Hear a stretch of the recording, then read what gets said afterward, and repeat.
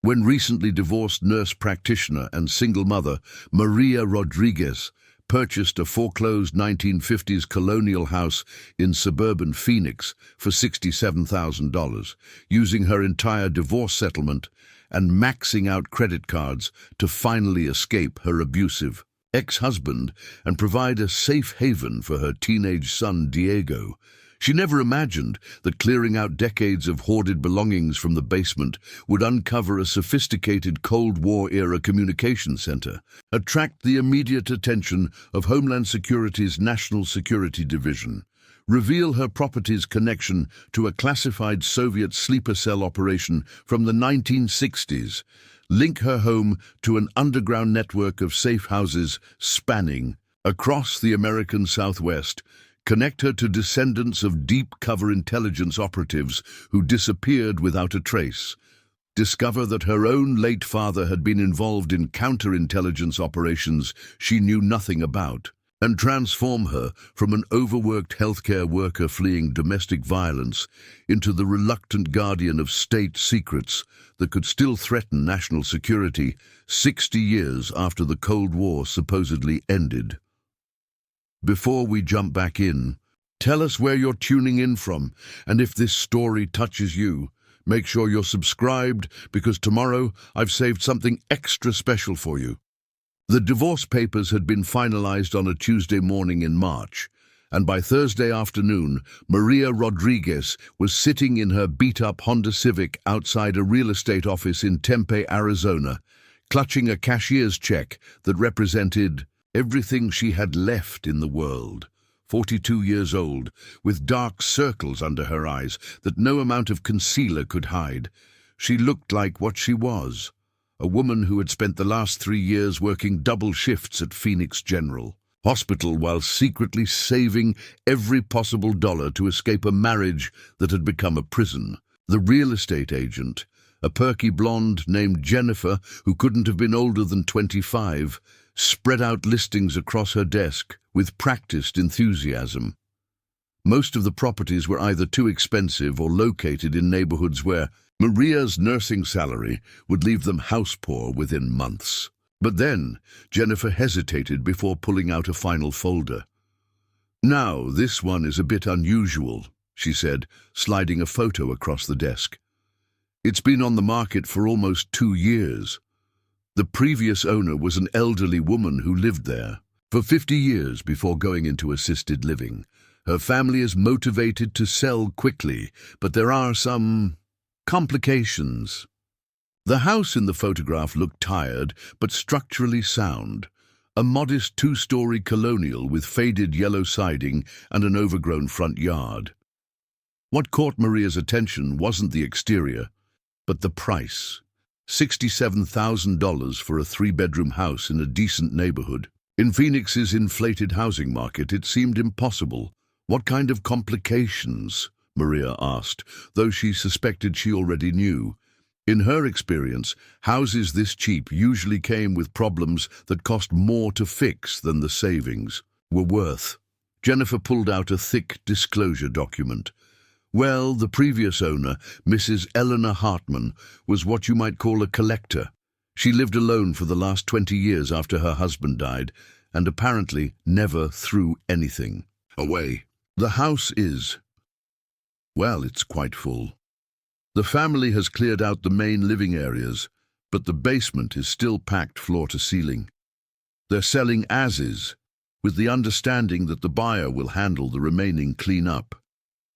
Maria studied the interior photos, which showed rooms stacked with boxes, furniture, and decades of accumulated belongings. It looked overwhelming, but she dealt with worse during her nursing career. Why hasn't anyone else bought it? Even with the cleanup, this price seems too good to be true. Honestly, most buyers take one look at the basement and walk away. The previous owner's son lives in Seattle and just wants to be done with it. He's dropped the price 3 times in the past year. Jennifer leaned forward conspiratorially. "Between you and me, I think he'd take even less if someone made a serious offer. He's tired of paying property taxes and maintenance on a house he'll never live in. That evening, Maria sat at her cramped kitchen table in the studio apartment. She'd been renting since leaving her husband, calculating and recalculating her finances. Between her savings, the money from selling her car to buy the older Honda, and what she could manage with a small personal loan, she could barely scrape together the asking price. It would leave her with almost nothing for moving expenses or repairs, but it would also mean Diego could have his own room for the first time in 2 years, and they'd finally have a permanent address where her ex-husband couldn't find them. Diego, now 16, and wise beyond his years from witnessing too much conflict between his parents, looked up from his homework when she called him over. "What do you think?" she asked, showing him the photos on her laptop. "It needs work. And there's a lot of cleaning involved, but it could be ours." He studied the images with the careful consideration he'd developed since becoming her unofficial financial advisor during the divorce proceedings. "The neighborhood looks safe," he said finally, "and I could walk to Jefferson High School instead of taking 3 buses. But Mom, are you sure we can afford it? What if something major breaks?" It was a fair question from a teenager who'd learned too early that financial security was fragile. "It's a risk," Maria admitted, "but so is staying in this apartment where the rent goes up every year. At least with a house, we'd be building something instead of just surviving." The viewing was scheduled for Saturday morning. Maria had arranged to work a half-shift Friday night, getting off at 6 a.m., which gave her just enough time to grab coffee and meet Jennifer at the property. The neighborhood looked better in person than in the photos, with mature trees lining quiet streets and well-maintained houses that suggested stable families and property values. The house itself was smaller than it had appeared online, but solidly built. Eleanor Hartman's family had indeed cleared the main floor, revealing hardwood floors that needed refinishing and walls that needed paint, but no obvious structural problems. The kitchen was dated but functional, with vintage appliances that probably worked better than the modern ones in her apartment. Upstairs, the 3 bedrooms were modest but adequate, with good natural light and original fixtures that added character. Preparing and narrating this story took us a lot of time, so if you are enjoying it, subscribe to our channel. It means a lot to us. Now back to the story. "Now for the challenging part," Jennifer said as they approached the basement door. "Fair warning, it's quite overwhelming down there." The smell hit Maria first. Not unpleasant exactly, but the musty scent of decades of accumulated belongings in a space without adequate ventilation.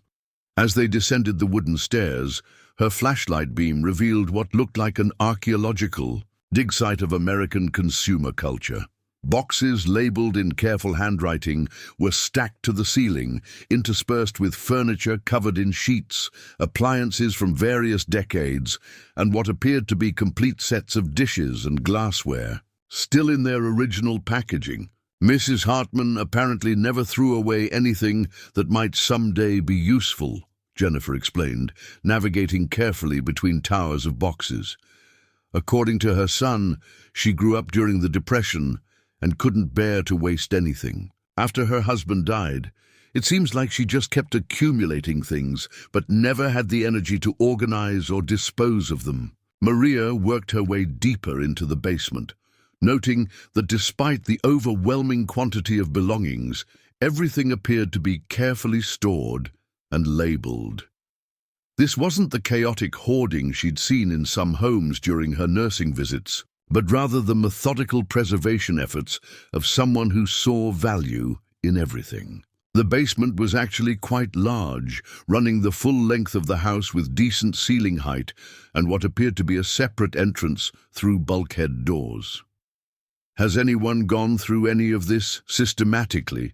Maria asked, reading. Labels that ranged from holiday decorations 1987 to Robert's Army uniforms, to important papers, file cabinet contents. The family hired an estate sale company to handle the main floor and the obvious valuables, Jennifer replied. but they said it would cost more to sort and remove everything down here than they could recover, so they decided to let it go with the house. Legally, everything remaining becomes the property of the new owner. As they worked their way through the maze of belongings, Maria's nursing training kicked in.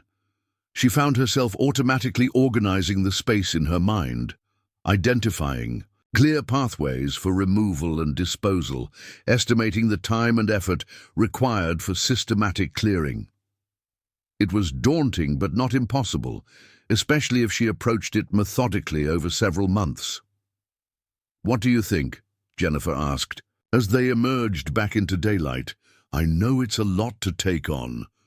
Maria considered the question carefully. The house itself was solid, the neighborhood was safe, and the price was impossible to argue with.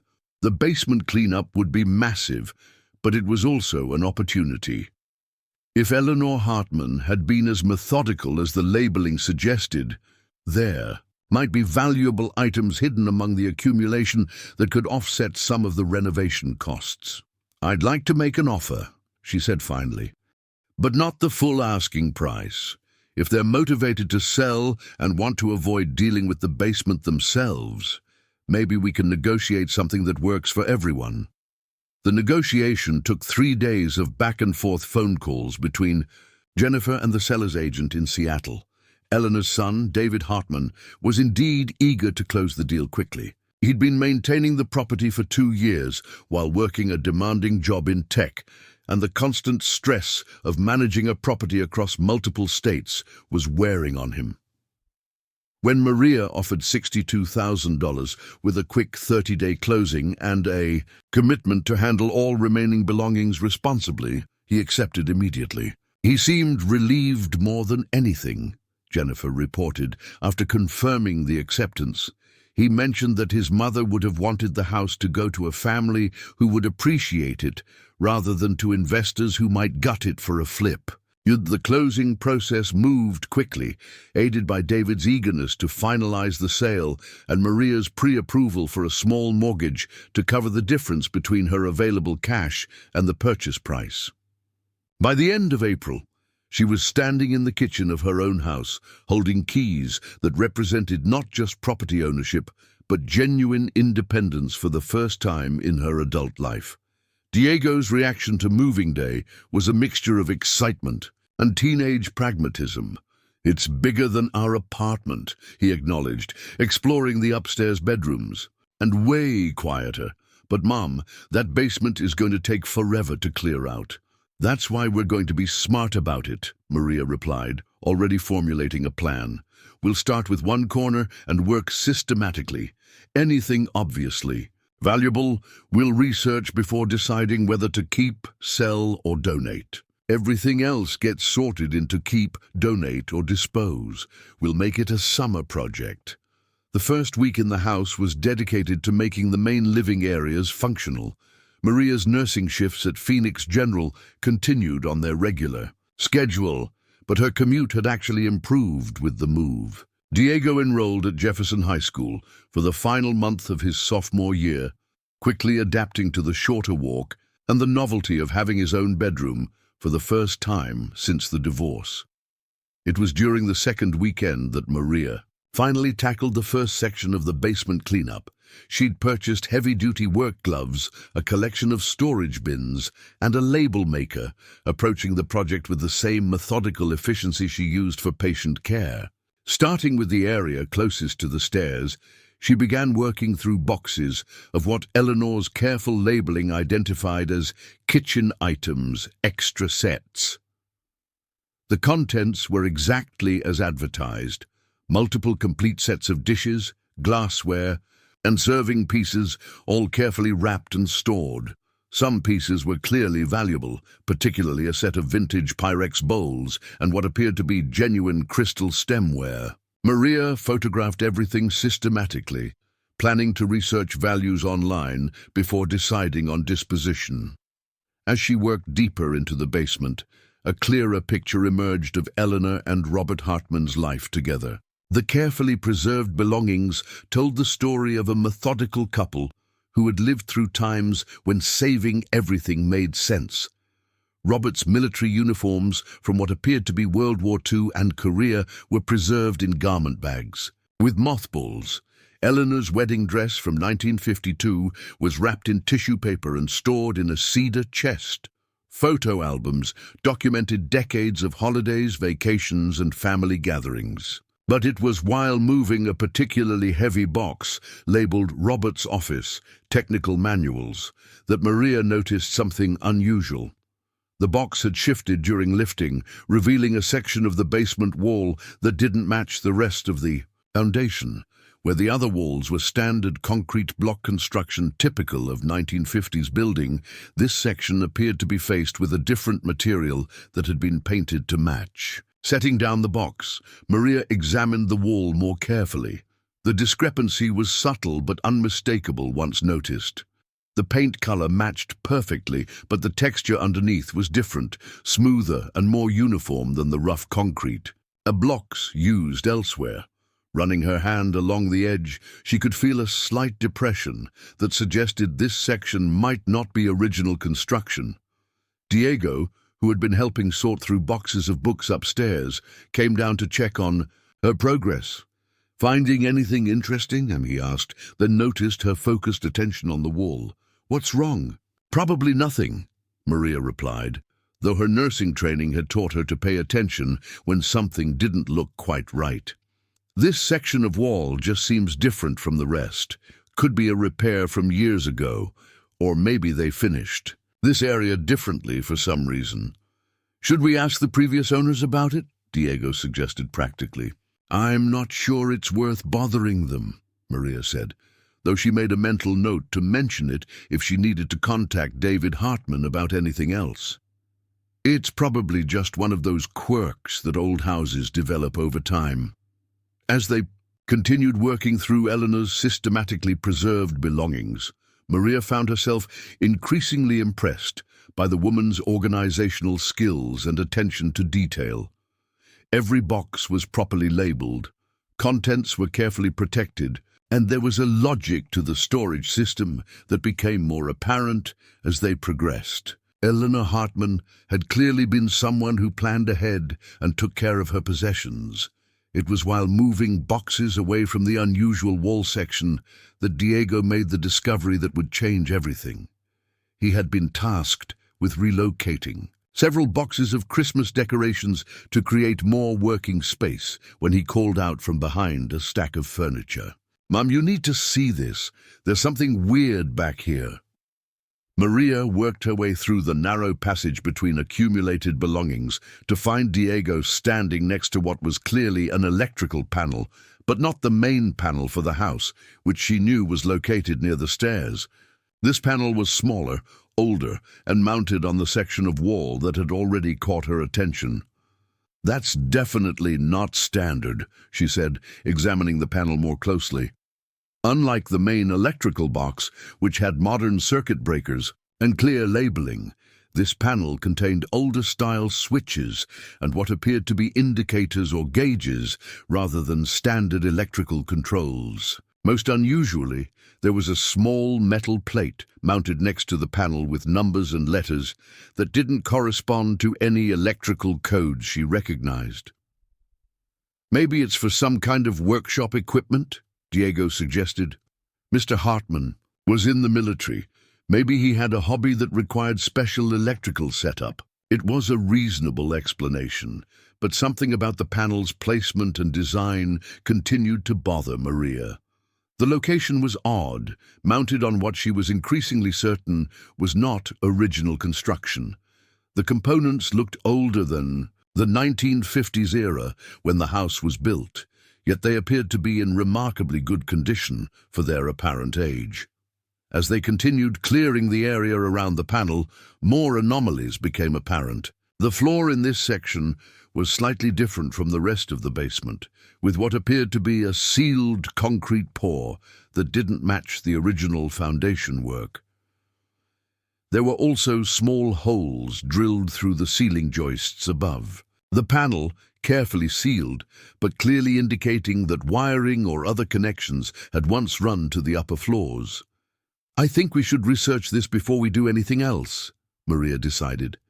If Mr. Hartman had some kind of specialized workshop, down here there might be safety considerations we need to understand before disturbing anything. That evening, after Diego had gone to bed, Maria sat at her laptop researching vintage electrical systems and workshop setups from the 1940s and 1950s. What she found was interesting, but didn't quite explain what they'd discovered. Workshop electrical. Panels from that era were typically much simpler affairs, and the indicators she'd seen didn't match standard electrical monitoring equipment.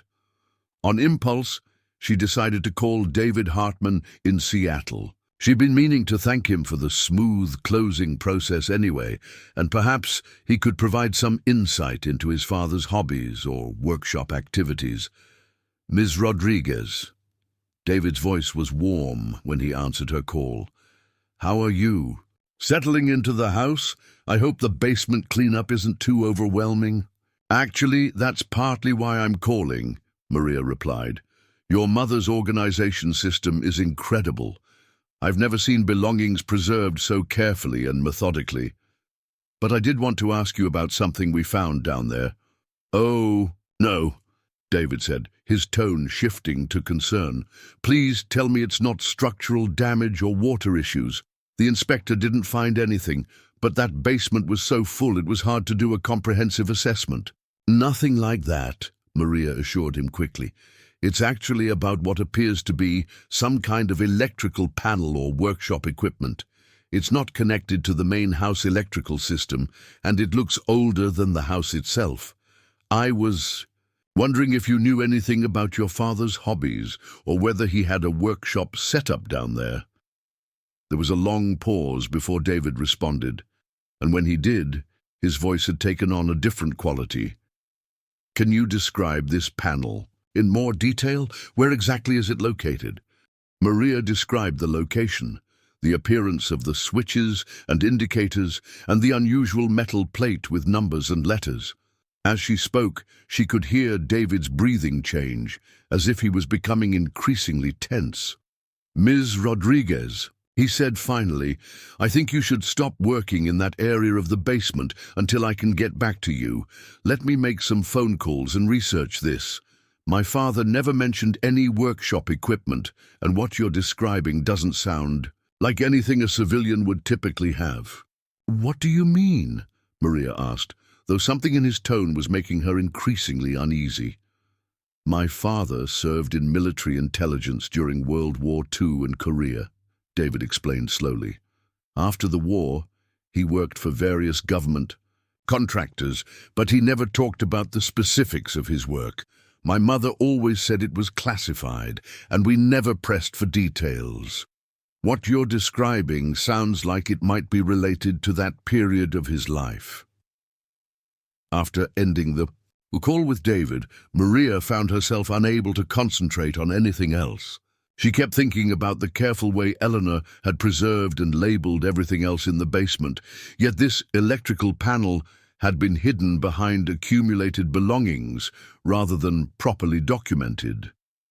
If Robert Hartman had been involved in classified government work, why would equipment related to that work still be in their basement decades later? The next morning, as she prepared for her shift at the hospital, Maria made a decision that would prove to be a turning point.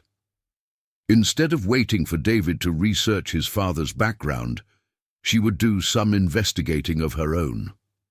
Her lunch break provided access to the hospital's computer system, which included research databases that might contain information about government contractors and military intelligence work in the Phoenix area during the 1950s and 1960s. What she found was both fascinating and deeply concerning. Robert Hartman's name appeared in several declassified documents related to Cold War-era intelligence operations in the American Southwest. According to the records, he had worked as a technical specialist for various agencies involved in monitoring Soviet activities along the Mexican border. The documents were heavily redacted, but they clearly indicated that his work had continued well into the 1960s, long after his official military service had ended. More troubling was a reference to residential safe-house operations and embedded communication systems in connection with a program designed to monitor and counter Soviet intelligence activities in the region.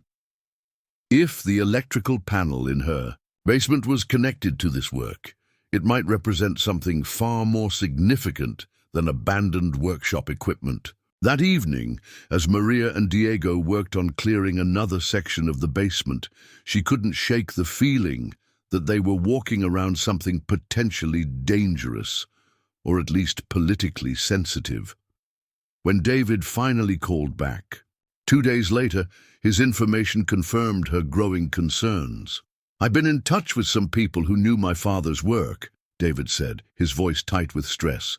"Ms. Rodriguez, what you found might be part of a Cold War-era communication system that was supposed to have been decommissioned decades ago. There are people who need to know about this discovery, and they need to know soon." "What kind of people?" Maria asked, though she suspected she didn't want to hear the answer. "Government people," David replied. "The kind who take national security very seriously, even when it involves things that happened 60 years ago." The call from David Hartman came at 3 in the morning on a Tuesday, jarring Maria awake from the first deep sleep she'd managed in weeks. Her nursing instincts kicked in immediately. Calls at this hour usually meant emergency or crisis, but David's voice carried a different kind of urgency than medical emergency. "Ms. Rodriguez, I'm sorry to wake you, but I've spent the last 2 days making calls about what you found in the basement. I need you to listen carefully and not ask questions until I'm finished." His voice was strained, professional in a way that reminded Maria of the doctors she worked with when delivering difficult diagnoses. "My father's work wasn't just government contracting. He was part of something called Operation Safeguard, a Cold War program that established monitoring stations in private residences across the Southwest. What you found isn't abandoned equipment. It's a fully functional intelligence communication system that was never properly decommissioned." Maria sat up straighter in bed, her mind immediately racing to implications she didn't want to consider. "David, what exactly are you telling me?" "I'm telling you that your basement contains equipment that's still connected to networks the government considers active and classified. I'm telling you that people with very serious security clearances are going to want to examine that equipment, and they're going to want to do it soon." He paused, and she could hear papers rustling in the background. "I'm also telling you that my father apparently left behind documentation that was supposed to have been transferred to government custody when he died, and that documentation might be hidden somewhere in the house." "Hidden where?" Maria asked, though part of her already suspected the answer. "We don't know, but Ms. Rodriguez, there are people who have been looking for this particular safe house location for 30 years. The program files were damaged in a fire at the archives in 1987, and several sites like yours were lost in the bureaucratic shuffle. If your basement contains what I think it does, you've stumbled onto something that could rewrite the history of Cold War intelligence operations." After David hung up with promises to call back within 24 hours, Maria found herself unable to return to sleep. She made coffee and sat at her kitchen table, staring out at the quiet suburban street and trying to process the reality that her desperate search for affordable housing had connected her to state secrets and classified operations. The irony wasn't lost on her. She'd bought this house to escape complications and create stability for her family, only to discover that she'd purchased someone else's carefully preserved secrets. When Diego woke up for school 2 hours later, he found her still sitting at the table with cold coffee and a notepad covered in questions and concerns. "Mom, you look terrible. Did you sleep at all?" "David Hartman called," she said simply, "about the electrical panel we found. Diego, I think we might have gotten ourselves into something complicated." She explained David's call carefully. watching her son's expression shift from curiosity to concern to something approaching excitement. At 16, Diego had grown up with spy movies and video games that made Cold War intelligence operations seem thrilling rather than threatening. His initial reaction was typically teenage. Wait, so our basement might have been like a secret spy base. That's actually pretty cool, Mom. Do you think there are secret passages or hidden rooms? Diego, this isn't a movie, Maria replied, though she had to admit that her own curiosity was becoming harder to ignore. If David is right, we're talking about classified government equipment that people with serious authority are going to want to examine. That could mean anything from federal agents searching our house to us, having to move out while they investigate. But it's our house now, Diego pointed out with the practical logic that had helped him navigate their family's financial crises. They can't just take it away because the previous owner left some old equipment behind, can they? It was a fair question, and one that Maria suspected would require legal advice to answer properly. After Diego left for school, she spent her morning shift at the hospital researching property rights and government seizure laws on her breaks. What she found was both reassuring and concerning. While the government couldn't simply confiscate her property, they could obtain court orders for extensive searches if national security interests were involved. They could also classify the contents of her basement in ways that would severely limit her access to her own home. More troubling was the discovery that Operation Safeguard had been the subject of several congressional investigations in the 1970s and 1980s. According to declassified committee reports, the program had involved extensive domestic surveillance, operations that violated numerous constitutional protections. If her basement contained evidence of those activities, the political and legal implications could be enormous. When she returned home that afternoon, Maria made a decision that would prove crucial to everything that followed.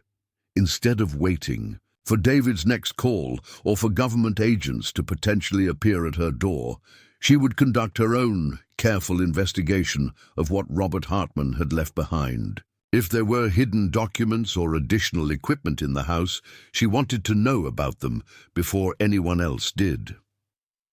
The electrical panel in the basement looked different in the afternoon light streaming through the small windows. What had seemed mysterious the previous weekend now appeared almost ominous, its vintage switches and indicators suggesting capabilities she couldn't begin to understand. But Maria's nursing training had taught her to approach unknown situations methodically, gathering information before making decisions. She began by photographing everything from multiple angles, documenting the panel's construction, the surrounding area, and particularly the metal plate with its cryptic numbers and letters. Then she started examining the boxes and belongings that had been stored around the panel more carefully, looking for anything that might relate to Robert's government work. It was in a box labeled Robert's Office Files, Insurance and Legal, that she found the first piece of the puzzle.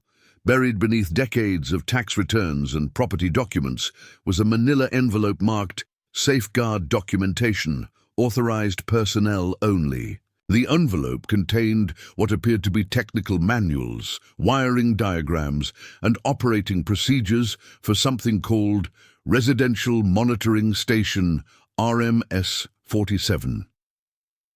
The manuals were unlike anything Maria had ever seen. The technical diagrams showed sophisticated electronic equipment capable of intercepting and recording various types of communications.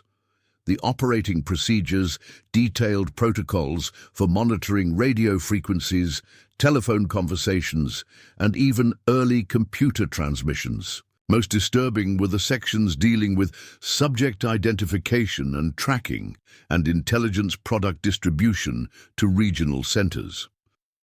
As she studied the documentation, a picture emerged of an operation far more extensive than David had suggested.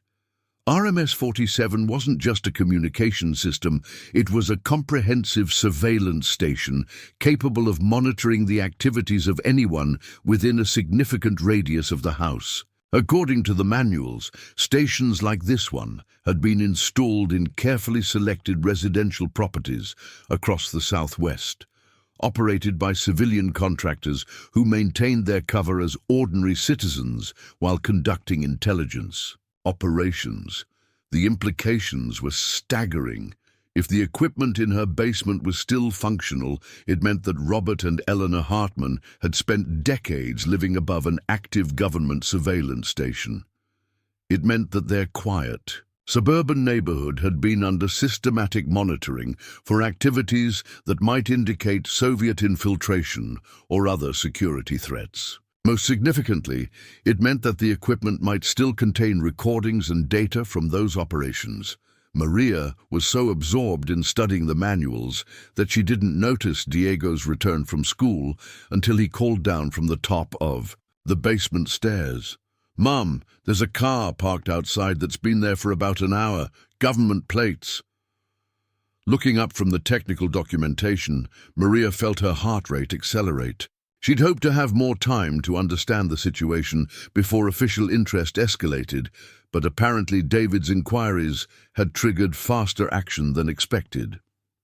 Quickly gathering the manuals and photographs, she climbed the stairs to find Diego peering carefully through the living room curtains.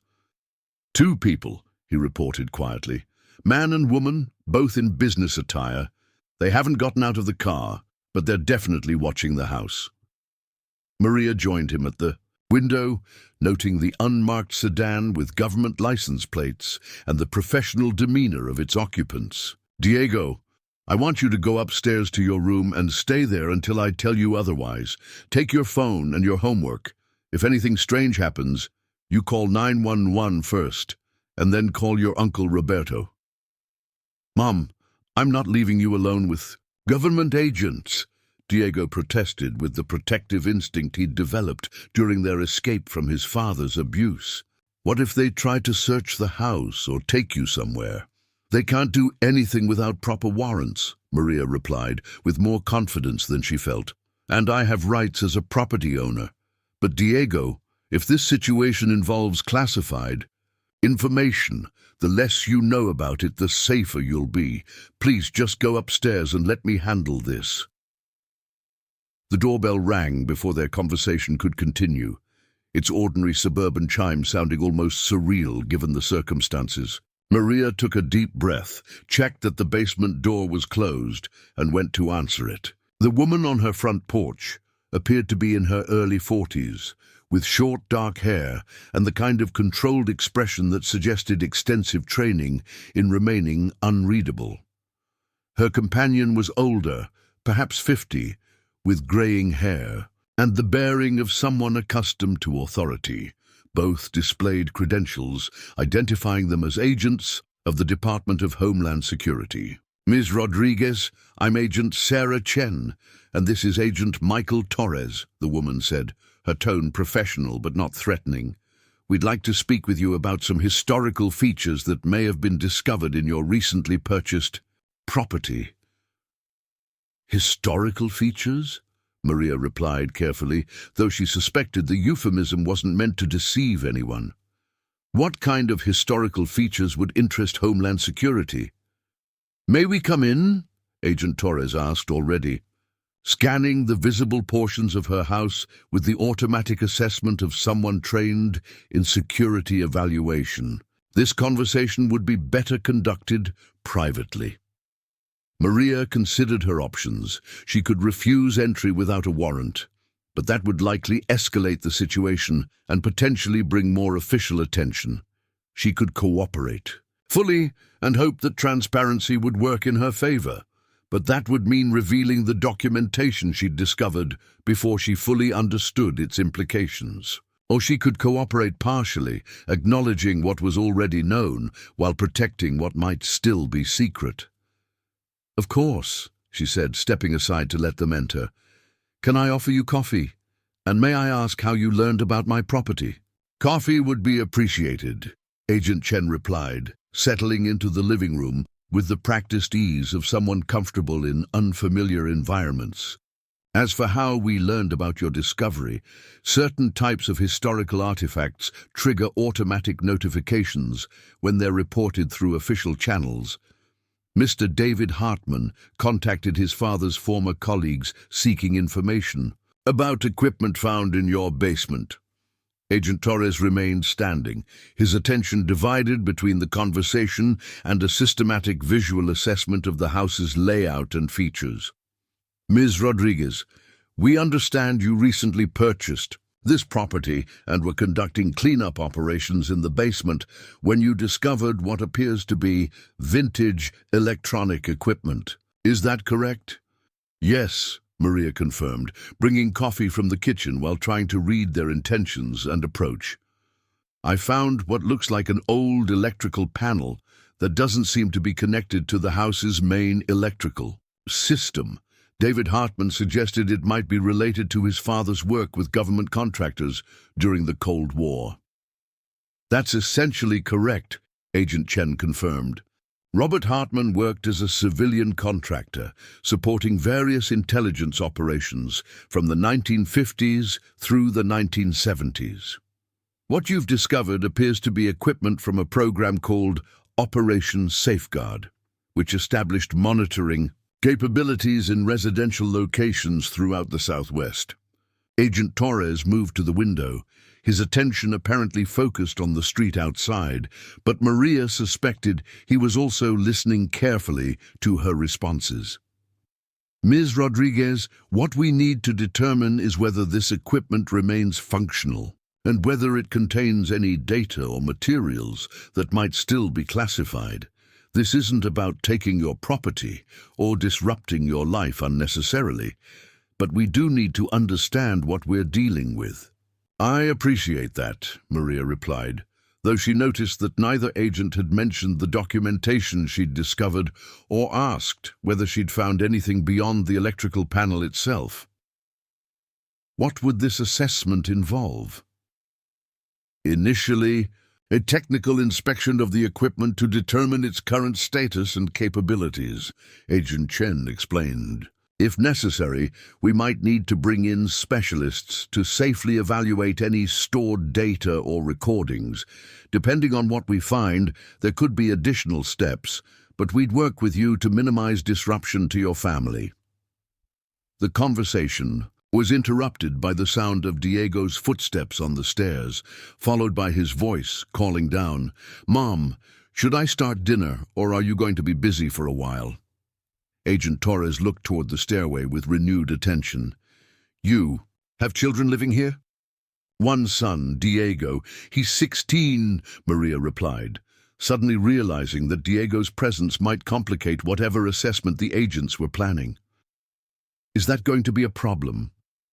"Not necessarily," Agent Chen said, though she exchanged a meaningful glance with her partner. "But if we do need to conduct technical assessments, we'd want to ensure appropriate safety protocols for everyone in the household." "What kind of safety protocols?" Maria asked, her nursing background immediately focusing on potential risks she hadn't considered. "Is there something dangerous about this equipment?" Cold War-era electronic equipment can contain components that are potentially hazardous if not handled properly, Agent Torres explained.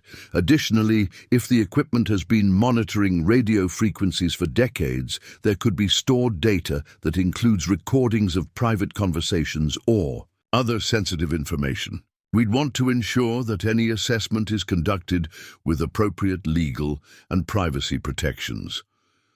After the agents left with promises to return the following day with technical specialists, Maria found herself facing a decision that would determine how the rest of this situation unfolded.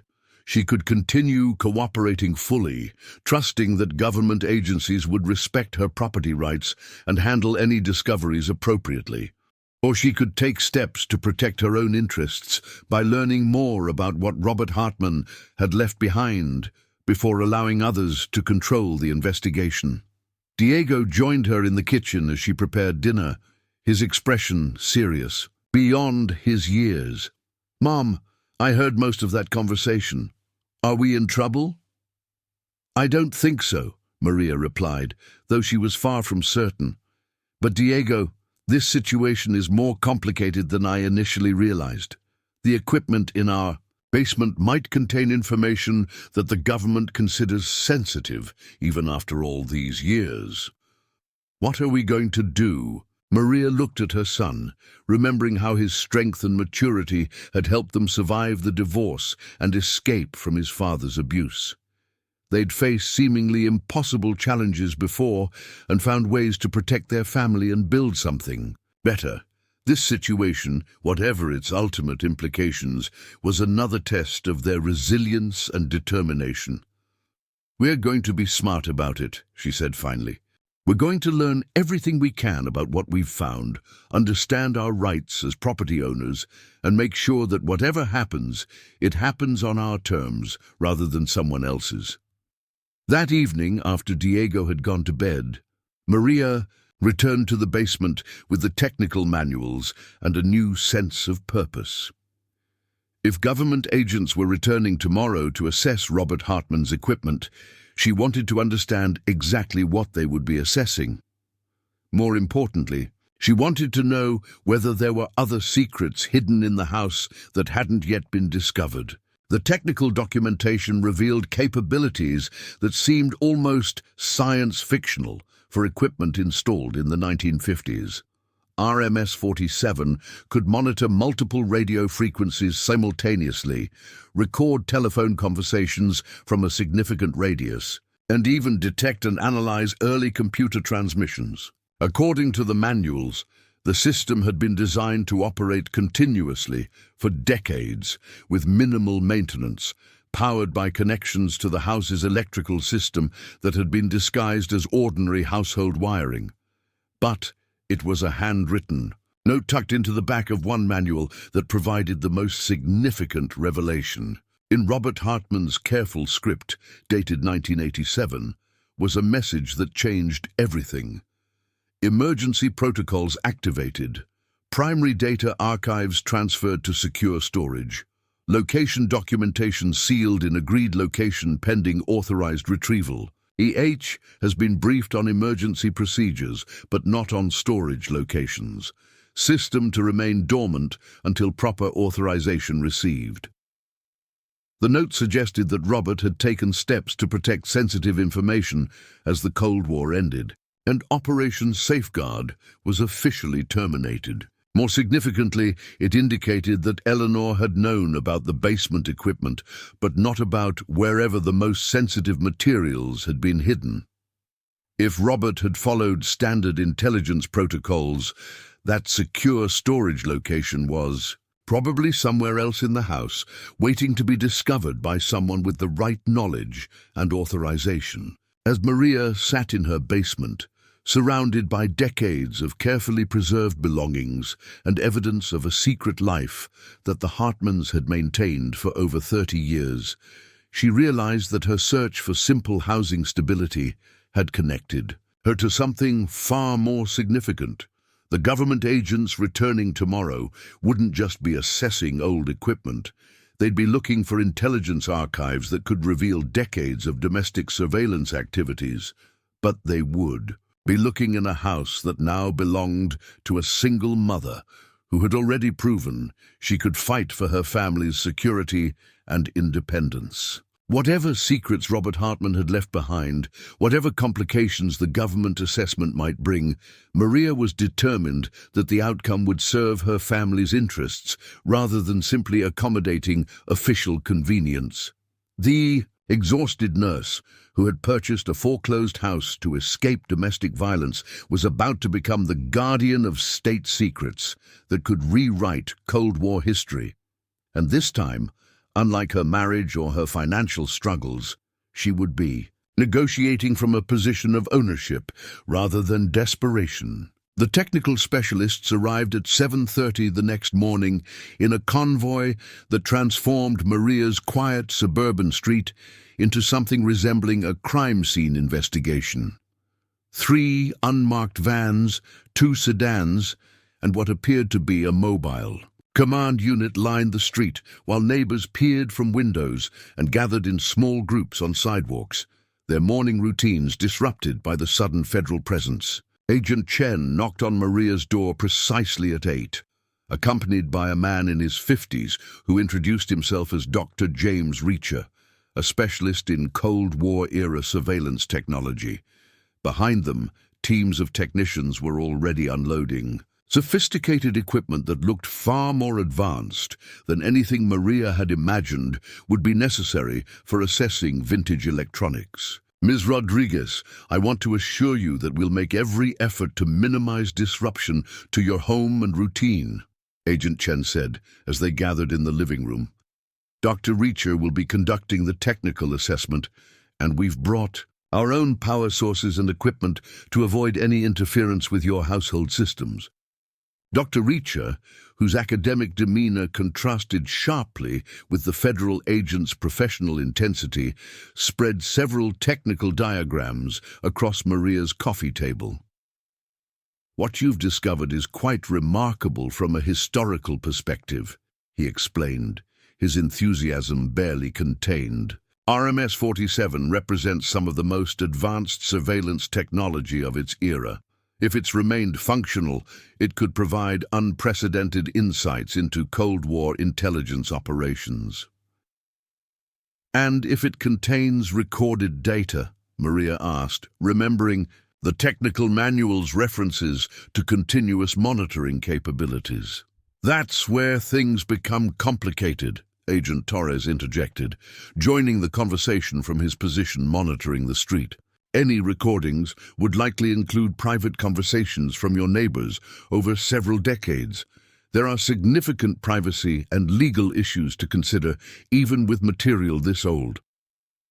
As the technical team set up their equipment in the Iki basement, Maria found herself in the strange position of hosting a federal investigation in her own home while trying to maintain normal routines for Diego's sake. She'd insisted that he attend school as usual, not wanting to draw additional attention to their situation or disrupt his education during what was already a stressful transition period. Dr. Reacher's initial assessment confirmed what the technical manuals had suggested. The RMS-47 system was not only functional, but had been operating continuously in monitoring mode for decades, powered by a sophisticated electrical connection that drew minimal power while maintaining system readiness. The revelation sent ripples of excitement through the technical team and visible concern across the faces of the federal agents. Dr. Reacher, what exactly does monitoring mode mean? Maria asked, though she suspected the answer would be disturbing. It means the system has been passively recording ambient radio frequencies, telephone conversations within its range, and other electronic communications, he explained, his academic fascination momentarily overriding the political sensitivities. Based on the technical specifications, this system could have captured communications from a radius of approximately 2 miles, including your entire neighborhood and several adjacent areas. Agent Chen immediately stepped forward. Dr. Reacher, let's focus on the technical assessment rather than speculating about operational capabilities. But the damage was done. Maria realized that for 30 years after Robert Hartman's death, the surveillance system had continued operating automatically, recording the private conversations and activities of hundreds of families who had no idea they were being monitored. The legal and ethical implications were staggering, and she was now the property owner responsible for equipment that had been conducting domestic surveillance without authorization or oversight. How much data are we talking about? She asked, dreading the answer. Based on the storage systems visible in the initial assessment, potentially several terabytes of audio and communication data spanning from the 1970s through the present, Dr. Reacher replied, before Agent Chen could intervene. The system appears to have been designed with remarkable storage capacity for its era. The technical assessment continued throughout the morning, with specialists documenting every component of the RMS-47 system, while federal agents maintained careful oversight of the process. Maria found herself caught between fascination and horror as the scope of Robert Hartman's surveillance capabilities became clear. This wasn't just Cold War-era equipment, preserved as historical artifacts. It was an active intelligence operation that had continued decades beyond its intended mission. It was while the technical teams worked in the basement that Maria made a discovery that changed the entire dynamic of the investigation. Following her instincts as a nurse to check on areas that others might overlook, she had been systematically examining other parts of the house for any additional anomalies. In the upstairs master bedroom, behind a section of wall paneling that had always seemed slightly different from the rest, she found what Robert's handwritten note had referenced: the secure storage location for the most sensitive operations safeguard materials. The hidden compartment was accessed through a mechanism so simple that it had remained undetected for decades. A specific sequence of pressure points on the wall paneling, described in Robert's emergency protocols note, revealed a space containing multiple file cabinets, communication equipment, and what appeared to be backup recordings from not just RMS-47, but from other surveillance stations throughout the Southwest. The documentation in the hidden compartment was comprehensive and damning. File after file detailed surveillance operations that had monitored American citizens with minimal oversight or justification. Lists of subjects of interest included civil rights activists, anti-war protesters, labor organizers, and anyone whose political activities had attracted government attention during the turbulent decades of the Cold War.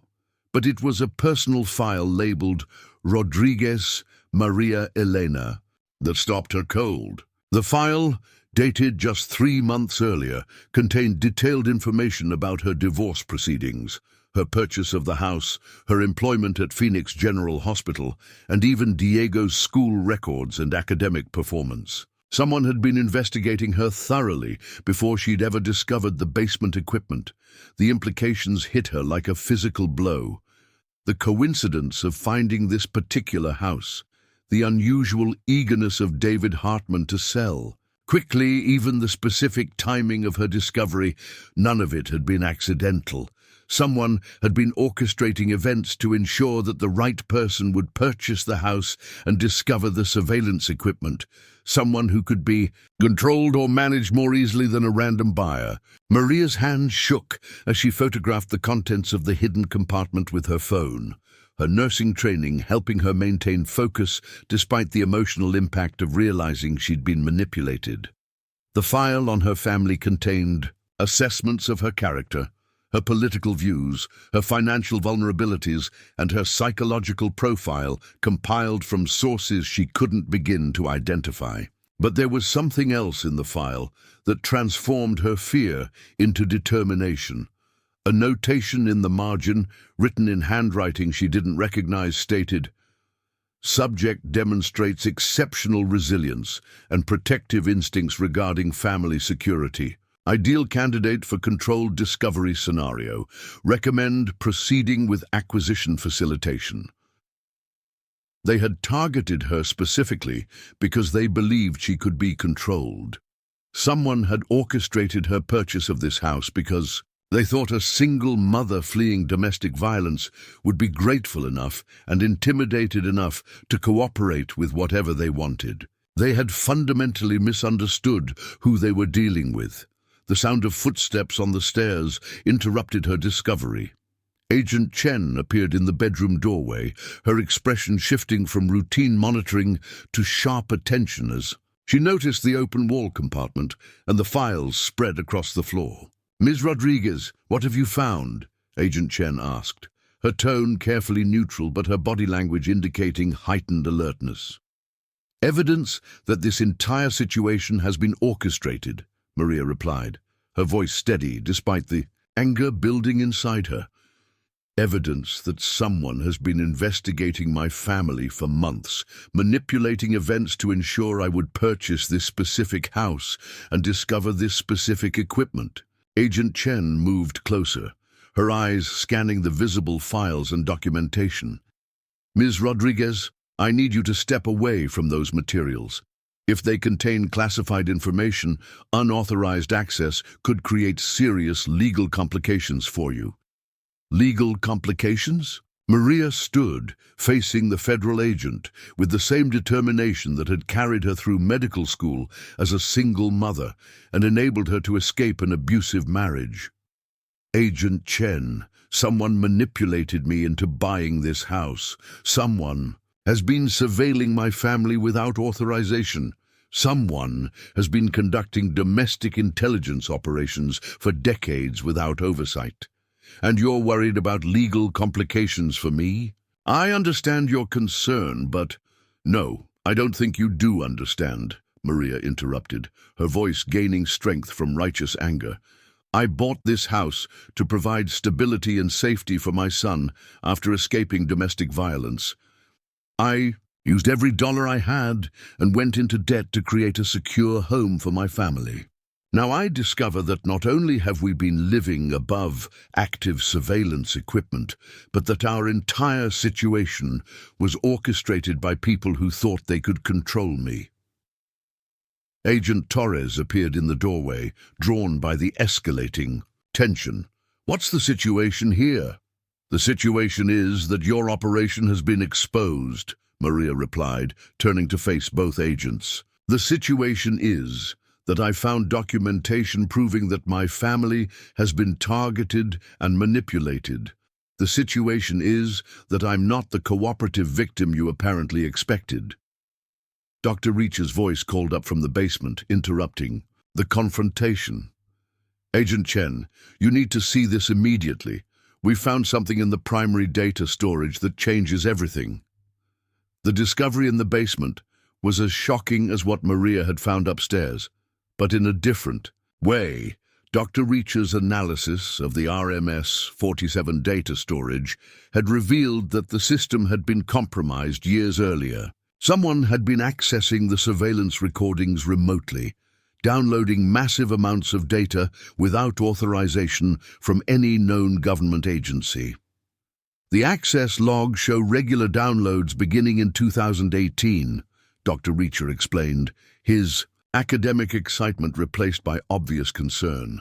Someone with sophisticated technical capabilities has been stealing surveillance data collected over decades. We're talking about communications from thousands of families, government officials, military personnel, anyone who lived or worked within the system's range.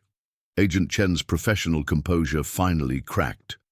Dr. Reacher, are you telling us that classified surveillance data has been stolen and we don't know by whom?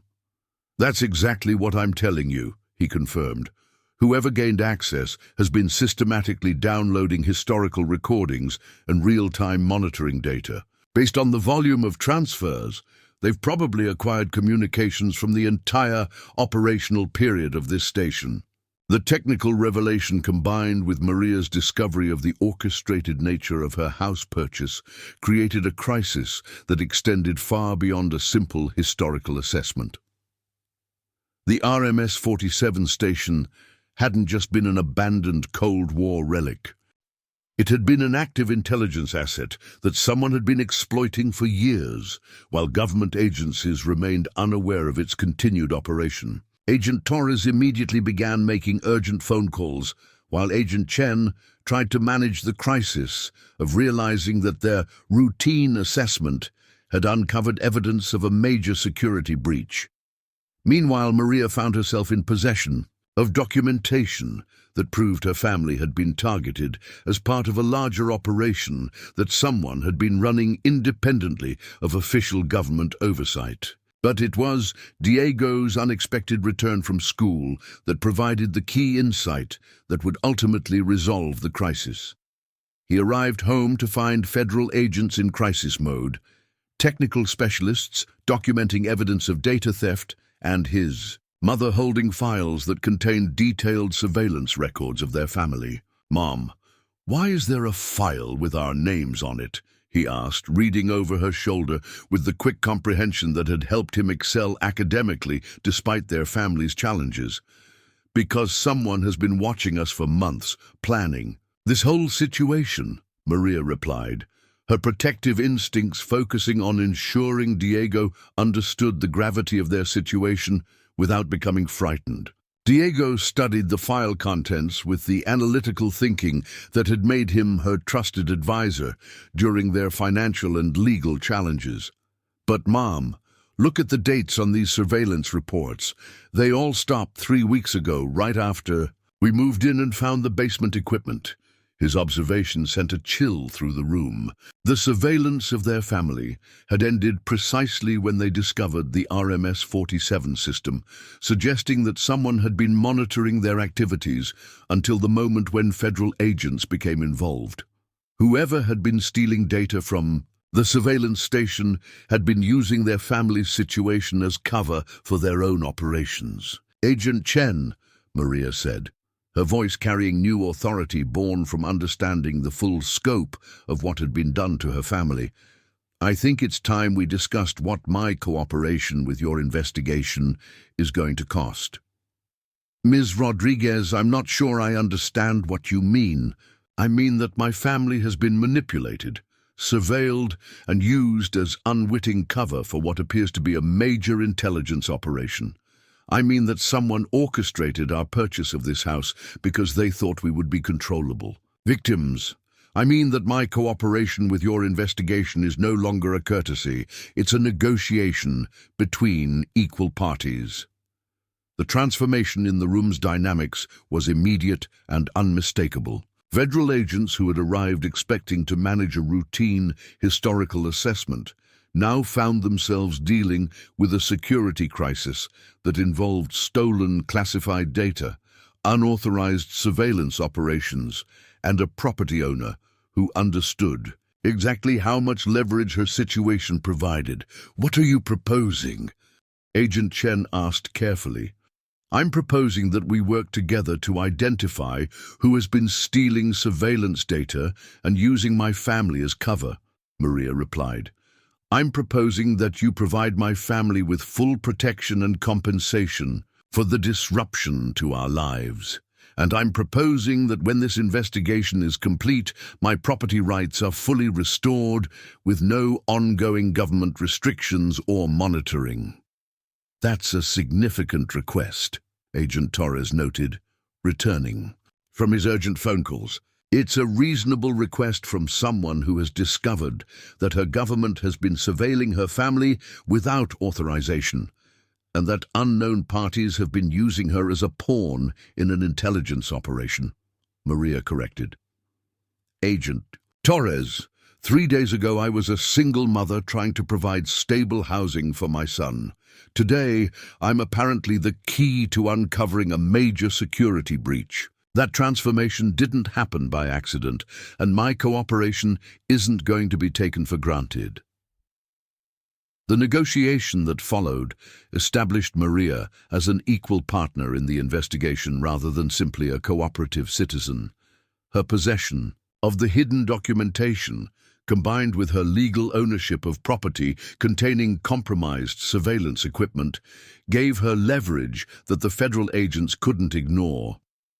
More importantly, her demonstrated intelligence and determination made it clear that attempting to control or manipulate her would be counterproductive.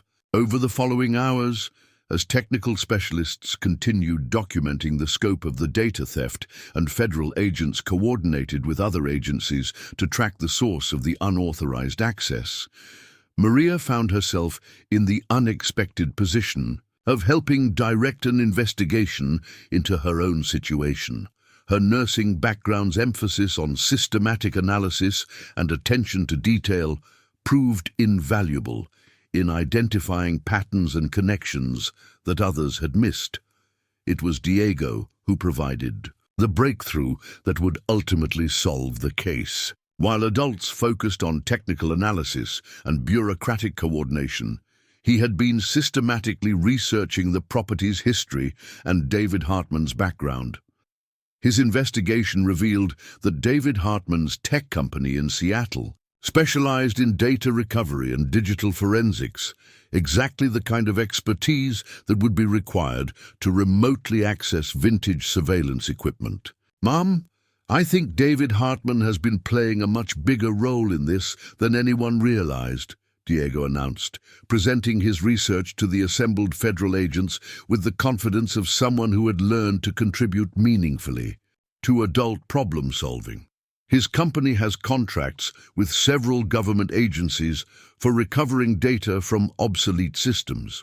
He would have had both the technical capability and the official access to justify being around classified equipment. The revelation reframed the entire investigation. David Hartman hadn't been a helpful descendant providing information about his father's government work.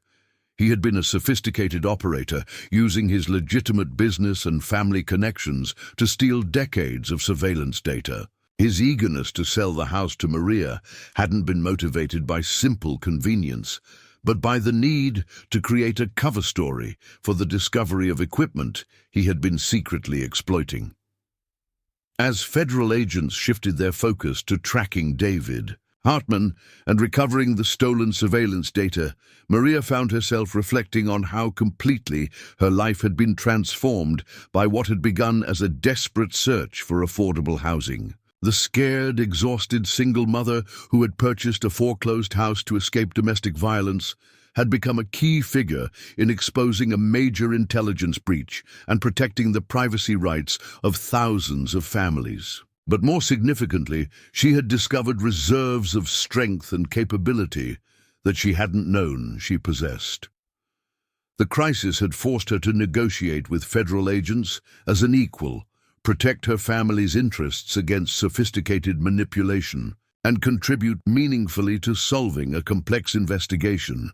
The woman who had felt powerless in her marriage and desperate in her housing search had proven that she could hold her own against anyone when her family's security was at stake. Standing in her kitchen that evening, watching Diego help coordinate communication between technical specialists and federal agents with the competence of someone twice his age, Maria realized that their search for stability and independence had succeeded in ways she never could have imagined.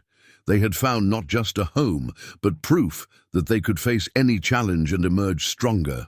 The house that had been purchased as a refuge from domestic violence had become the center of a federal investigation.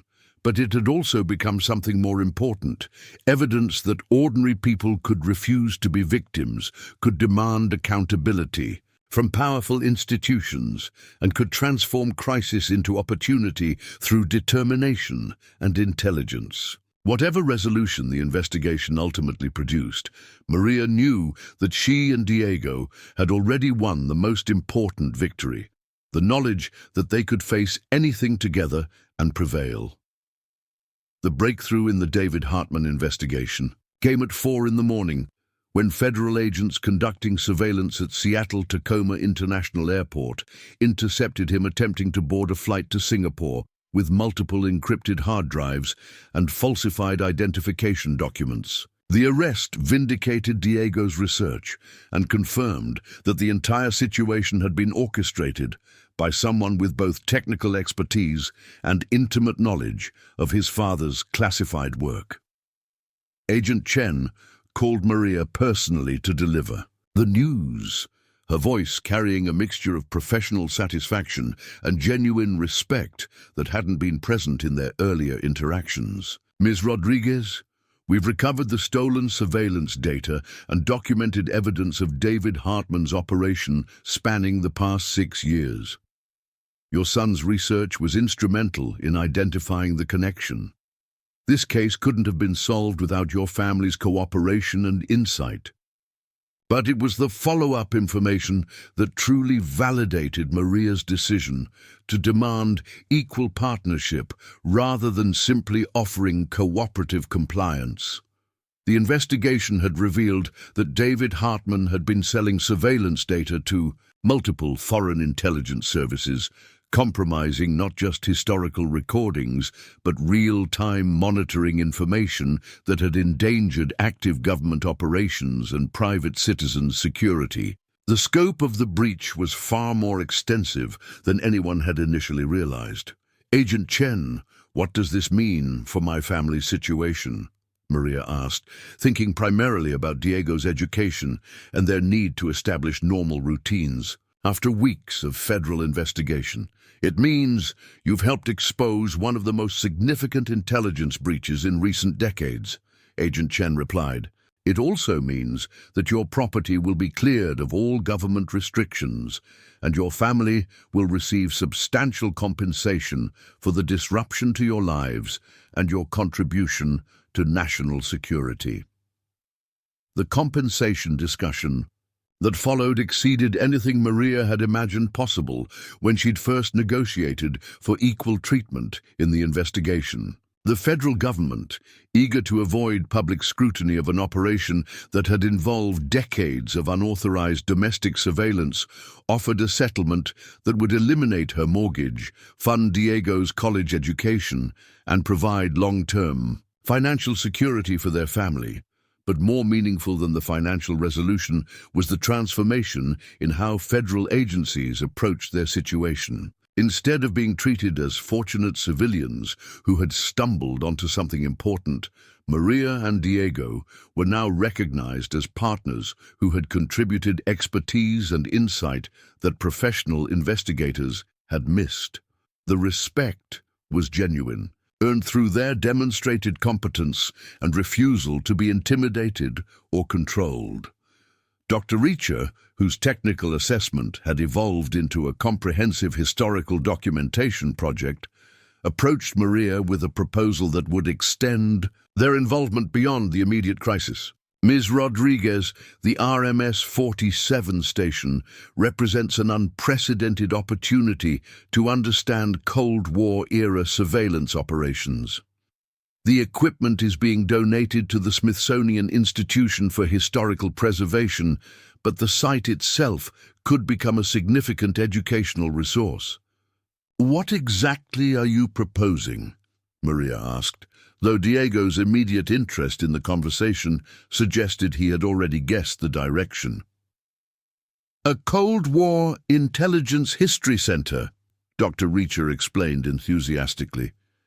"Your property would be designated as a National Historic Site, with the basement preserved as an educational exhibit. You would remain the property owner, but portions of the house would be open for guided tours and educational programs. The financial compensation would be substantial, and you'd be working with historians and educators to help people understand this critical period of American history." The proposal offered everything Maria had discovered she wanted: financial security, meaningful work that utilized her demonstrated capabilities, and the opportunity to transform a crisis into lasting educational value. More importantly, it would allow her and Diego to maintain ownership of their home while contributing to something larger than their immediate family needs. Diego's response was immediate and enthusiastic. "Mum, we could develop educational programs for high school students about intelligence history and civil liberties. I could work on the technical demonstrations while you handle the historical context and visitor education. It would be like having our own family business, but one that actually matters to society."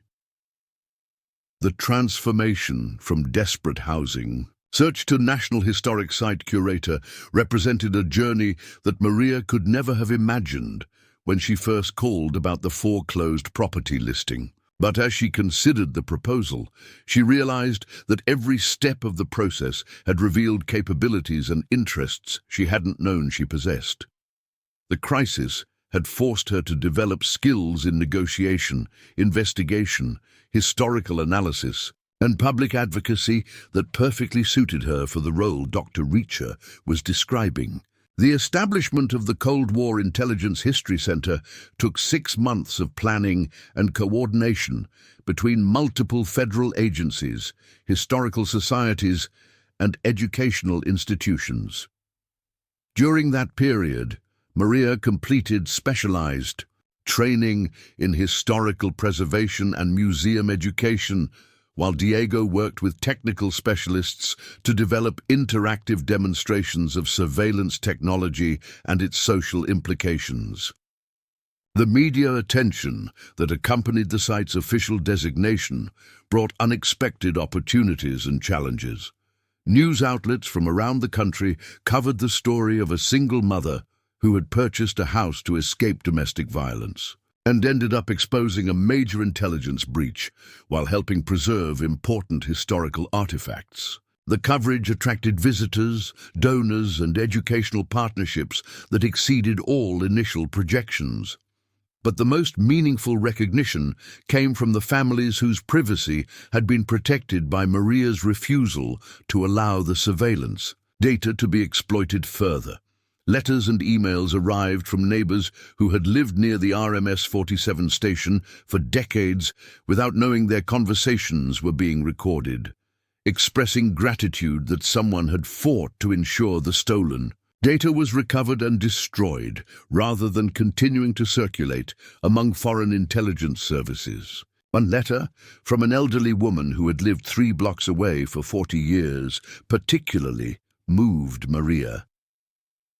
Dear Ms. Rodriguez, my late husband and I raised 5 children in this neighborhood, never knowing that our private family conversations were being recorded by government equipment. When I learned about the surveillance, I felt violated and angry. But knowing that you fought to protect our privacy and ensure those recordings were destroyed has restored my faith that ordinary citizens can still hold powerful institutions accountable. Thank you for refusing to be intimidated and for protecting families you've never met. The educational programs that Maria and Diego developed together became models for other historical sites dealing with sensitive intelligence history. Their approach balanced historical accuracy with respect for privacy rights, helping visitors understand the complexity of Cold War security concerns while acknowledging the constitutional and ethical problems with domestic surveillance operations. Diego's contributions to the center exceeded what anyone had expected from a teenager. His technical presentations about surveillance equipment helped visitors understand both the remarkable engineering achievements and the social implications of widespread monitoring technology. His research skills, proven during the investigation, made him an effective educator who could explain complex historical and technical concepts to diverse audiences. More importantly, their partnership in developing the center strengthened their relationship as mother and son, while demonstrating that families could work together to create something meaningful beyond their immediate survival needs. The scared teenager who had helped his mother escape domestic violence had become a confident young man who could address congressional committees about intelligence oversight and educational policy. The first anniversary of the center's opening was marked by a ceremony that brought together federal officials, historians, educators, and community members to celebrate both the historical preservation achievement and Maria's personal transformation. Senator Patricia Williams, chair of the Senate Intelligence Committee, delivered remarks that explicitly acknowledged Maria's role in exposing the intelligence breach and protecting citizens' privacy rights. Ms. Rodriguez represents the best of American civic engagement, Senator Williams stated. When confronted with evidence of government overreach and private exploitation, she didn't retreat or defer to authority. She demanded accountability, insisted on equal treatment, and contributed her own expertise to solving a complex problem. Her example reminds us that democracy depends on citizens who refuse to be passive when their rights and security are threatened. The recognition was gratifying, but Maria found the most satisfaction in the daily work of education and historical preservation. Visitors to the center ranged from school groups learning about constitutional rights to researchers studying intelligence history to families who wanted to understand how government surveillance had affected their communities. Each tour and educational program reinforced her sense that the crisis had ultimately produced something valuable for society. 6 months after the center's opening, Maria received a call that would complete her transformation from desperate housing seeker to recognized expert in intelligence history and civil liberties education. The University of Arizona's School of Public Administration offered her a position as a lecturer in intelligence studies and constitutional law, with the understanding that she would continue managing the historical center while developing curriculum for graduate students studying national security policy. The academic appointment represented validation of expertise she had developed through experience rather than formal training. Maria's unique combination of practical investigation skills, historical knowledge, and demonstrated ability to hold government agencies accountable made her a valuable addition to academic programs, preparing future intelligence professionals and policy analysts. Diego, now a senior in high school with early admission to several prestigious universities, had decided to pursue a double major in computer science and political science, planning to specialize in the intersection of technology and civil liberties. His experience with the center had shown him how technical knowledge could be applied to protecting democratic values and individual rights. "Mom, I've been thinking about what I want to do after college," he said one evening, as they reviewed visitor feedback from the center's latest educational programs. "I want to work on developing technology systems that protect privacy while still allowing legitimate security operations. The surveillance equipment in our basement represents everything that can go wrong when there's no oversight or accountability. I want to help design systems that prevent those problems." His career goals reflected the lessons they had both learned about the importance of citizen engagement and technical expertise in protecting democratic institutions. The frightened teenager who had helped clear boxes from a basement had become someone who could envision contributing to national security policy while protecting individual rights. As Maria prepared for her first semester as a university lecturer, she reflected on the journey that had brought her from a desperate search for affordable housing to recognition as an expert in intelligence accountability and historical preservation. Every challenge had revealed capabilities she hadn't known she possessed, from negotiating with federal agents to developing educational curricula to managing a national historic site. The house that had been purchased as refuge from domestic violence had become a center for education about government accountability and citizen rights. The basement that had seemed like an overwhelming cleanup project had contained secrets that led to exposing major intelligence breaches and protecting thousands of families' privacy. The financial desperation that had driven her to consider a foreclosed property had ultimately produced security and meaningful work beyond anything she could have imagined. But the most significant transformation was personal.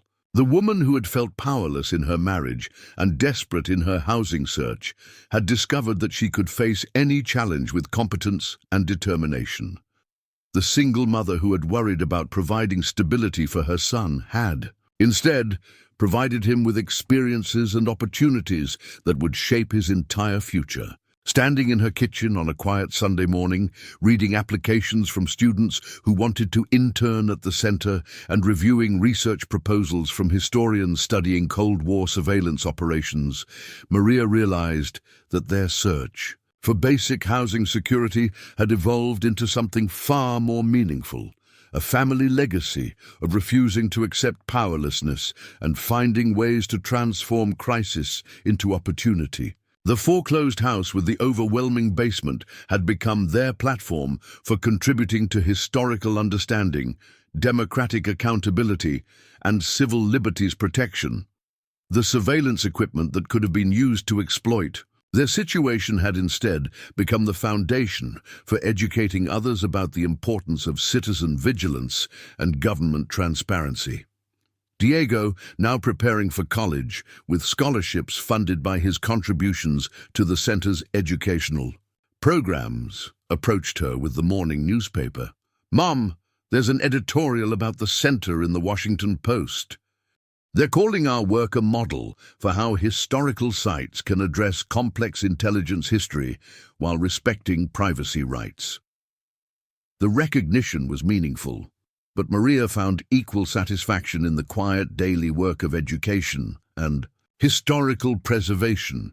Every visitor who left the center with a better understanding of their constitutional rights, every student who learned to think critically about the balance between security and privacy, every family who discovered that ordinary citizens could hold powerful institutions accountable represented a small victory for democratic values. The exhausted nurse practitioner who had purchased a foreclosed house to escape domestic violence had become an educator who helped others understand their power to demand accountability and protect their rights. The overwhelming basement cleanup that had seemed like an insurmountable challenge had revealed state secrets and led to exposing major security breaches. The desperate search for stability had produced not just security, but purpose and recognition that extended far beyond personal survival. As she prepared lesson plans for her university courses and reviewed applications from prospective center volunteers, Maria understood that their story represented something larger than individual success. It demonstrated that ordinary people, facing extraordinary challenges, could refuse to be victims, could demand equal treatment from powerful institutions, and could transform crisis into lasting contributions to their communities and society. The house keys that had once represented desperate hope for basic security now unlocked a national historic site that educated thousands of visitors annually about intelligence history and constitutional rights. The single mother who had feared she couldn't provide adequate opportunities for her son had instead given him experiences that prepared him to contribute to national security policy while protecting democratic values. Their journey from housing crisis to historical preservation represented the best of American possibility. The idea that ordinary citizens could face any challenge with determination and intelligence, could hold powerful institutions accountable for their actions, and could build something meaningful from even the most difficult circumstances. The story that had begun with financial desperation and domestic violence had become a testament to the power of refusing to accept powerlessness and finding ways to transform every challenge into an opportunity for growth and contribution. The international implications of David Hartman's espionage operation emerged 3 months after his arrest, when counterintelligence agencies discovered that the stolen surveillance data had been distributed to intelligence services in 7 different countries. The scope of the breach extended far beyond what anyone had initially understood, involving not just historical Cold War recordings, but real-time intelligence that had compromised ongoing operations and endangered active assets worldwide. Maria found herself briefing senior officials at the National Security Council about the technical capabilities of the RMS-47 system and how Hartman had exploited them. The single mother who had once struggled to negotiate with hospital administrators about work schedules was now providing expert testimony to government officials responsible for protecting national security. The transformation was surreal, but her expertise had been earned through direct experience that no academic training could replicate. Ms. Rodriguez, your analysis of the surveillance equipment's capabilities has been invaluable in helping us understand the extent of the compromise, Deputy National Security Advisor Rebecca Chen explained during one particularly intense briefing session. But we need your help with something more complex. We've identified 17 other residential surveillance sites from Operation Safeguard that may still be operational and potentially compromised. We need someone with your unique combination of technical understanding and investigative skills to help assess these locations. The proposal represented a level of government trust and responsibility that Maria could never have imagined when she first purchased the foreclosed house. Federal agencies were asking her to lead a specialized team investigating Cold War surveillance sites across the Southwest, essentially making her a consultant on some of the most sensitive intelligence operations in American history. What would this assignment involve? Maria asked, though Diego's excited expression suggested he had already guessed the scope of what was being offered. A 6-month contract as a senior intelligence consultant with a team of technical specialists and historians working under your direction, Deputy Chen explained. You'd be responsible for locating and assessing the remaining Operation Safeguard sites, determining their operational status, and ensuring they're either properly decommissioned or secured against unauthorized access. The compensation would be substantial, and the work would contribute directly to protecting national security.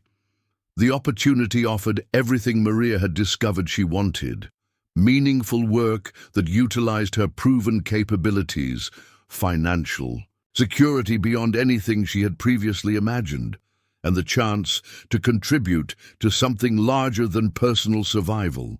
More importantly, it would allow her to apply the investigative and analytical skills she had developed during the crisis to protecting other families from the kind of manipulation and surveillance her own family had experienced. Diego's response was immediate and characteristically insightful. "Mom, this is exactly what you've been preparing for without realizing it. Every challenge we've faced has been teaching you skills you needed for this kind of work. The divorce taught you to investigate complex legal situations and protect our family's interests. The housing crisis taught you to negotiate with powerful institutions as an equal. Finding the surveillance equipment taught you to analyze technical systems and understand their implications. You're not just qualified for this work, you're uniquely qualified." His analysis was accurate in ways that surprised Maria. The journey from desperate housing search to intelligence consultant had involved developing expertise that traditional career paths rarely provided. Her nursing background had taught her systematic analysis and attention to detail. Her divorce experience had taught her to investigate complex situations and advocate for her rights. The surveillance discovery had taught her to understand technical systems and their social implications. The federal investigation had taught her to negotiate with government agencies and contribute meaningfully to national security operations. The first Operation Safeguard site Maria's team investigated was located in a suburban neighborhood outside Albuquerque, New Mexico, where a retired aerospace engineer named Patricia Valdez had been living above an active surveillance station for 15 years without any knowledge of its existence. The parallels to Maria's own situation were striking, but the outcome was different because of the expertise and protocols Maria had developed. "Mrs. Valdez, what we found in your basement is sophisticated surveillance equipment that's been operating continuously since the 1960s, Maria explained gently, drawing on her nursing experience to deliver difficult information with empathy and clarity. The equipment has been monitoring communications in your neighborhood for decades, and we believe it may have been compromised by unauthorized parties. We're here to ensure your privacy is protected and to safely decommission the system." Patricia's reaction was a mixture of violation and relief that Maria recognized from her own experience. "Are you telling me that my private conversations with my late husband, our children, our grandchildren, have all been recorded by government equipment in my own basement?" "I'm afraid that's exactly what I'm telling you," Maria confirmed. "But I'm also telling you that we're going to ensure all those recordings are properly destroyed and that you receive full compensation for this violation of your privacy." No one should have to discover that their home has been used for surveillance operations without their knowledge or consent. The investigation of Patricia's property revealed the same pattern of unauthorized access that had characterized the Hartman operation. Someone with technical expertise and government connections had been stealing surveillance data from multiple sites, building a comprehensive database of private communications that could be used for blackmail, foreign intelligence operations, or simple criminal exploitation. But Maria's team also discovered something unexpected, evidence that Patricia's late husband, Carlos Valdez, had known about the surveillance equipment and had been documenting its activities for years. Hidden in his workshop was a detailed log of the equipment's operations, including his own analysis of when and how unauthorized parties had gained access to the system. Carlos was an aerospace engineer who worked on classified projects during the Cold War, Patricia explained when Maria showed her the documentation. He always suspected there was something unusual about our basement, but he never told me the details. He said some things were better left undisturbed unless there was a compelling reason to investigate.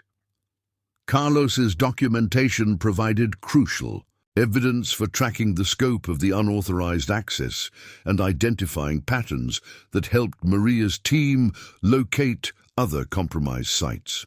His methodical approach and technical expertise had created a historical record that proved invaluable for understanding how the surveillance network had been exploited.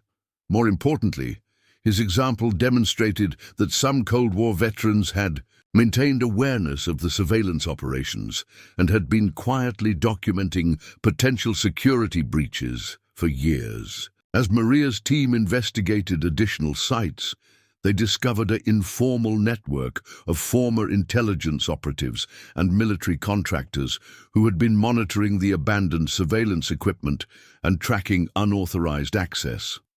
The third, site investigation in a rural area outside Tucson, brought Maria face-to-face with someone who would fundamentally change her understanding of the Operation Safeguard program and her own role in exposing its vulnerabilities. James Morrison, a retired CIA analyst who had helped design the original surveillance network, had been living above RMS-23 for 30 years, while secretly maintaining the equipment and documenting its exploitation by unauthorized parties.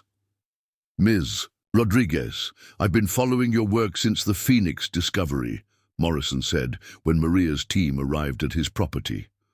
What you accomplished there, exposing the Hartman operation and protecting the privacy rights of affected families, represents exactly the kind of citizen accountability that the intelligence community needs to maintain public trust. Morrison's basement contained not just operational surveillance equipment, but a comprehensive archive of Operation Safeguard documentation that had been preserved outside official channels. His collection included original program plans, personnel, files, technical specifications, and most significantly, evidence that senior officials had known about security vulnerabilities for years without taking action to address them. Why didn't you report the unauthorized access through official channels? Maria asked, though she suspected the answer would be complex. Because the unauthorized access was being conducted by people with official credentials and government connections, Morrison replied grimly. David Hartman wasn't operating alone. He was part of a network that included active intelligence personnel who were using their legitimate access to steal data for personal profit. Reporting through official channels would have simply alerted the perpetrators and compromised the evidence. The revelation that David Hartman had been part of a larger network of intelligence personnel exploiting surveillance data for personal gain expanded the scope of Maria's investigation beyond anything the government had initially understood. Instead of investigating isolated security breaches at individual sites, her team was uncovering evidence of systematic corruption within intelligence agencies that had been ongoing for years. Morrison's documentation identified 12 current or former intelligence personnel who had been involved in the unauthorized data theft, including 2 who were still serving in positions that gave them access to classified operations. The evidence was comprehensive and damning, but it also placed Maria's team in an extremely sensitive position of investigating active government personnel for serious security violations. Mr. Morrison, why are you sharing this information with me rather than handling it through intelligence community channels?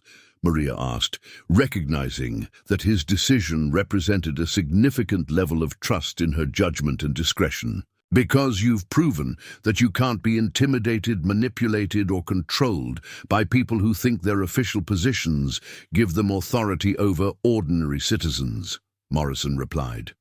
Because you've demonstrated that you can work with government agencies as an equal partner rather than a subordinate, and because the intelligence community needs outside oversight from people who have the expertise to understand what they're looking at and the independence to act on what they find. The investigation that followed Morrison's revelations required Maria to coordinate with multiple federal agencies while maintaining the security of extremely sensitive information about ongoing operations.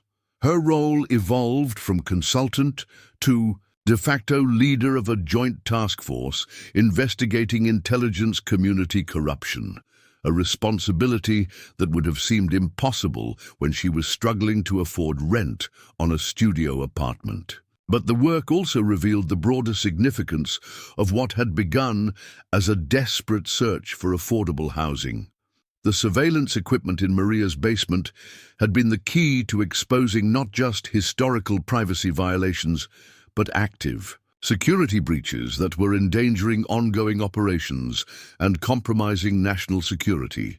Her refusal to be controlled or intimidated had protected not just her own family's rights, but the security interests of the entire country. The task force's final report documented security breaches involving 17 Operation Safeguard sites, identified a network of 12 intelligence personnel who had been stealing surveillance data for personal profit, and recommended comprehensive reforms to prevent similar exploitation of abandoned intelligence assets. The report's conclusions led to congressional hearings, agency reorganizations, and new oversight protocols that strengthened intelligence community accountability. Maria's testimony before the House Intelligence Committee marked the culmination of her transformation from desperate housing seeker to recognized expert in intelligence accountability.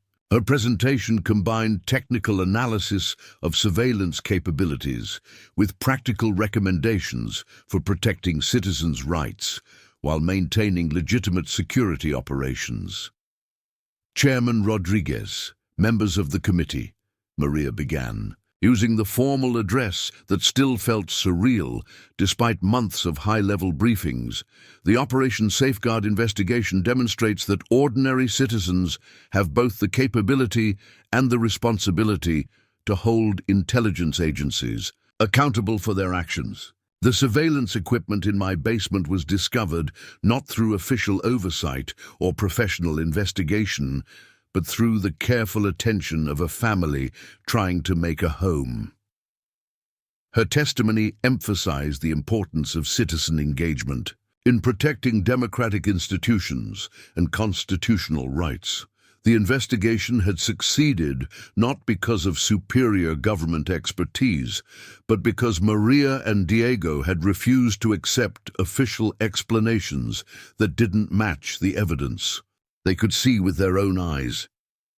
The most significant finding of our investigation, Maria continued, is that effective oversight of intelligence operations requires the participation of people who are not part of the intelligence community, who cannot be controlled through career incentives or institutional pressure, and who have the independence to ask difficult questions and demand honest answers. The committee's response reflected genuine respect for Maria's expertise and recognition that her unique background had provided insights that traditional oversight mechanisms had missed. Committee members asked detailed questions about technical capabilities, legal implications, and procedural recommendations that demonstrated they understood the significance of what her investigation had revealed. But the most meaningful recognition came from intelligence community professionals who approached Maria after her testimony to thank her for exposing corruption that had been undermining their legitimate work for years. Career intelligence officers, who had been frustrated by their inability to address security breaches through official channels, expressed gratitude that an outside investigation had finally provided the evidence and political support necessary to implement reforms. Ms. Rodriguez, what you've accomplished represents the best of American civic engagement, one senior CIA official told her privately after the hearing. You've demonstrated that democracy works when citizens refuse to be passive observers and instead become active participants in holding their government accountable. The intelligence community is stronger and more trustworthy because of your work.